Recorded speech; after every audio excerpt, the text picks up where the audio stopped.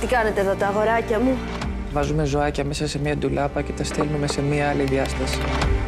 Πέρα από τα όρια του χωροχρόνου. Τι πάει να πει αυτό? Το ψάχνουμε. Εσένα σε συμπαθάω.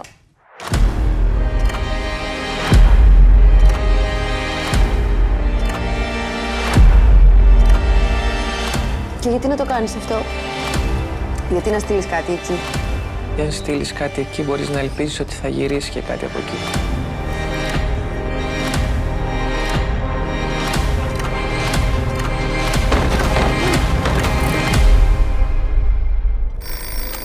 Οι νεκροί δεν μπορούν να γυρίσουν πίσω.